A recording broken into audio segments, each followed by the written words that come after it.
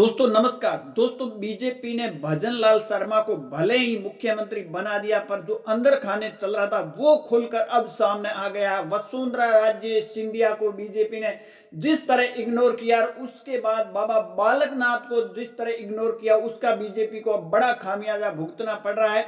BJP ने भले ही भजन लाल शर्मा को मुख्यमंत्री बना दिया, उसके बाद 22-23 दिन बाद मंत्रिमंडल का गठन हुआ और अब मंत्रिमंडल का भी गठन हो चुका है, परंतु अभी भी बीजेपी अपने जो मंत्री बनाए उनको विभाग नहीं बांट रही है, ना बांटने में कामयाब हो रही है। इसके पीछे बड़ी वजह वसुंधरा राजे सिंधिया व बाबा बालकनाथ बड़ी बगावत करने पर उतर गए हैं। और जिस तरह वसुंधरा राजे सिंधिया को बीजेपी ने इग्नोर किया मुख्यमंत्री नहीं बनाने के बाद में, आप देखिए कल बाबा बालकनाथ की और वसुंधरा राजे सिंधिया की मीटिंग होती है। उसके बाद वसुंधरा राजे सिंधिया के समर्थक जो विधायक है और बाबा बालकनाथ के जो समर्थक विधायक थे, वो कल सिविल लाइंस 13 बंगले जो वसुंधरा राजे सिंधिया का आवास है वहां मीटिंग हो रही थी सीक्रेट। इसकी मीटिंग दिल्ली को आला कमान को भी भनक लग गई और भनक लगते ही आला कमान ने पूरा का पूरा मोर्चा संभाल लिया। अब वसुंधरा राजे सिंधिया और बाबा बालकनाथ क्या बिगाड़ सकेंगे बीजेपी का खेल, क्योंकि वसुंधरा राजे समर्थक से जो विधायक 30 से 35 बताए जा रहे हैं, उनमें कैबिनेट के अंदर किसी को कैबिनेट मंत्री नहीं बनाया, सिर्फ 2 को बनाया, वो भी राज्य मंत्री है, उनके पास कुछ भी नहीं होता है।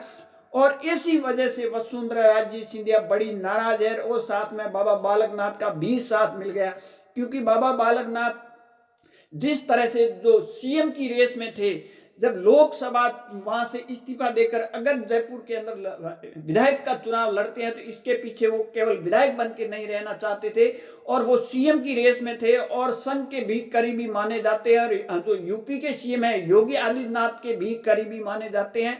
और उसके बाद देखिए सीएम की रेस से बीजेपी ने धीरे धीरे इग्नोर करते हुए बाहर का रास्ता दिखा दिया बाबा बालकनाथ को।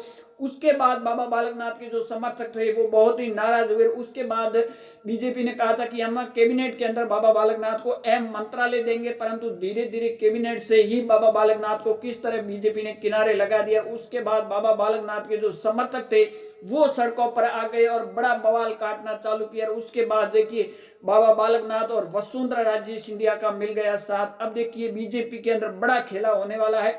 बीजेपी भले ही मुख्यमंत्री भजन लाल शर्मा को बना दिया, परंतु जो 2024 के जो कुछ महीने बाद लोकसभा के चुनाव है उसमें बीजेपी को 25 सीटें भी जीतनी है। उससे पहले अगर बाबा बालकनाथ व वसुंधरा राजे सिंधिया को बड़ी जिम्मेवारी अगर बीजेपी नहीं देती है तो बीजेपी के अंदर बड़ी बगावत होने की तैयारी है, क्योंकि वसुंधरा राजे सिंधिया राजस्थान की एक बड़ी नेता है और साथ में बाबा बालकनाथ एक भी बड़े नेता है। और बालकनाथ की जो फॉलोअर है, जितने फॉलोअर है वो बड़ी तादाद में है। अगर पूरे राजस्थान की बात करें तो कहीं कहीं बीजेपी को बड़ा नुकसान कर सकते हैं।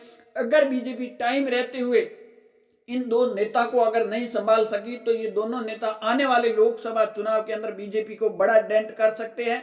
और इसकी जो भनक है वो आला कमान तक भी पहुंच गई है और आला कमान इस पूरे मामले पर नजर बनाए हुए हैं। अब देखिए अगर बाबा बालकनाथ वसुंधरा राजे सिंधिया को बीजेपी नहीं मनाती है तो कितना बड़ा 2024 या उससे पहले बीजेपी के अंदर नुकसान करेगी, ये भी देखने वाली बात है। देखते रहिए लकी न्यूज।